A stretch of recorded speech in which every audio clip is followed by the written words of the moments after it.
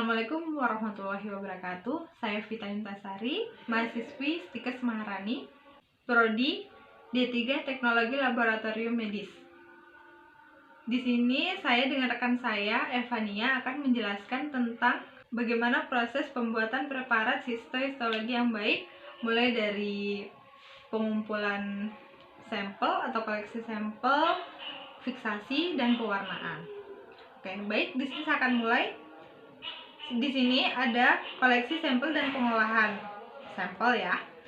Yang pertama itu saluran kelamin wanita. Di saluran kelamin wanita ini atau FGT, spesimen sitologi yang dikumpulkan dari saluran kelamin wanita ini meliputi apusan serviks, apusan vagina, aspirasi dari fornix posterior vagina, dan apusan endometrium. Apusan serviks itu sendiri adalah kanker serviks uterus atau kanker pada area saluran kelamin wanita ini yang paling sering dialami oleh wanita itu sendiri pastinya. Selanjutnya di sini ada apusan vagina. Nah, di sini digunakan spekulum tanpa lubrikasi. Dan selanjutnya itu ada apusan polvagina. Polvagina ini aspirasi dapat dilakukan setelah apusan vagina itu tadi. Dan yang terakhir itu ada apusan aspirasi endometrium. Setelah visualisasi awal dan dilakukan pembersihan serviks, kanula steril dimasukkan ke dalam rongga rahim dan aspirasi kemudian dilakukan dengan jarum suntik. Oke. Yang kedua di sini dari koleksi sampel ada saluran pernapasan. Saluran pernapasan dapat dideteksi terutama dengan sitologi sputum atau dengan bahan bronkoskopik. Dari saluran pernapasan ini dapat dideteksi terutama dengan sitologi sputum atau dengan bahan bronkoskopik. Di sitologi sputum ini sendiri, spesimen dahak dapat diambil dari pasien baik secara spontan atau dengan metode induksi aerosol. Ada pula kerongkongan lambung dan keluarnya cairan dari puting payudara. Nah, di slide selanjutnya ini ada teknik sitopreparatoris efusi serosa. Yang pertama itu pengumpulan dan pengawetan. Di sini dia menggunakan cairan pleura, perikardial, dan peritoneal. Dapat dikumpulkan dalam tabung atau spuit yang berisi heparin. Nah, heparin di sini itu untuk mencegah kesulitan dalam pemeriksaan itu sendiri. Selanjutnya, jika tidak menggunakan heparin, sampel dapat dimasukkan di lemari es untuk jangka waktu 24 sampai 48 jam. Nah, pengawetan sel dengan fiksasi awal dalam etanol 50%. Nah, untuk pemrosesan rutin, di sini cairan yang diterima diaduk dengan cepat untuk mendispersi sel yang tersuspensi sebanyak 10 sampai 15 mili cairan. Kemudian disentrifuge pada 2500 rpm selama 5 menit. Tabung sentrifuge ini harus dibersihkan dengan cermat dan untuk memastikan permukaan bagian dalam yang bersih sempurna sehingga tidak terkontaminasi. Jika bekuan fibrin sudah terbentuk, bekuan tersebut dapat dihancurkan ke sisi tabung dengan menggunakan aplikator. Dan jika bekuan besar tersisa, dapat diproses sebagai blok sel.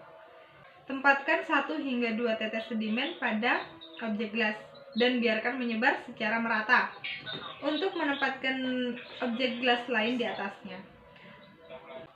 Tarik perlahan objek gelas dengan gerakan geser yang mudah untuk mendapatkan area tebal dan tipis secara bergantian. Oke, slide selanjutnya akan dilanjutkan dengan teman saya yang bernama Evania.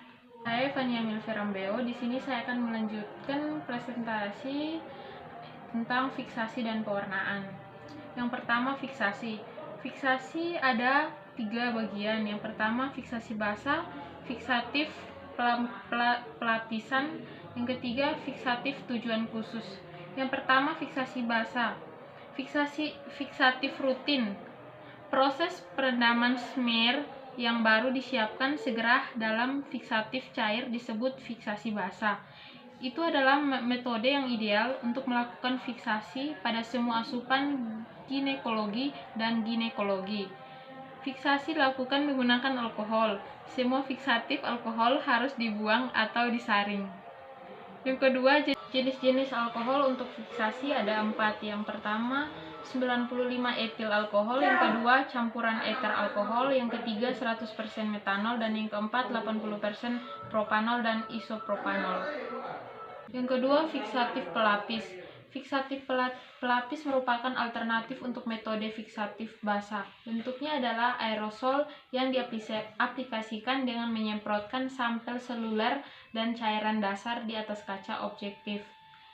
Fiksatif ini terdiri dari alkohol basik yang akan mengikat sel dan zat seperti lilin yang membentuk lapisan pelindung tipis di atas sel mis. Sebagian besar agen ini memiliki aksi ganda, yaitu memperbaiki sel dan saat kering membentuk lapisan pelindung tipis di atas noda. Fiksatif ini memiliki nilai praktis dalam situasi di mana asupan harus dikirim ke laboratorium sitologi yang jauh untuk evaluasi. Metode ini tidak dianjurkan untuk asupan yang dibuat dari cairan di dalam laboratorium, karena dalam metode fiksasi yang baik, fiksatif pelapis harus diterapkan segera pada asupan baru. Yang ketiga, fiksatif tujuan khusus. Fiksatif tujuan khusus ini sampel hemoragik asam asetat dalam fiksatif hemolisis sel darah merah. Fiksatif ini sangat baik untuk fiksatif nukleus serta pengawet untuk glikogen, tetapi menghasilkan penyusutan sel yang cukup besar dan cenderung menghasilkan pewarnaan berlebih pada hemotoksin. Kondisi overfiksasi dalam metode Carnoy juga dapat menyebabkan hilangnya bahan kromatin. Fiksatif Carnoy harus disiapkan segar saat dibutuhkan dan dibuang setelah digunakan karena dapat kehilangan keefektifannya. Yang kedua ada pewarnaan. Pewarnaan terdiri dari 4 bagian. Yang pertama, metode pewarnaan Papa Nicolau. Yang kedua, pewarnaan Papa Nicolau rapid. Yang ketiga, metode pewarnaan hemotoksin dan eosin. Yang keempat, pewarnaan GEMSA. Metode pewarnaan Papa Nicolau merupakan prosedur pewarnaan rutin yang digunakan di laboratorium sitopatologi. Yang pertama, metode pewarnaan Papa Nicolau. Metode Papa Nicolau ini adalah reaksi pewarnaan polikrom yang dirancang untuk menampilkan banyak variasi morfologi seluler yang menunjukkan tingkat kematangan sel dan aktivitas metabolik. Penggunaan pewarnaan Papa Nicolau menghasilkan kromatin inti yang terwarnai dengan baik, pewarnaan sitoplasma diferensial, dan transparansi sitoplasma.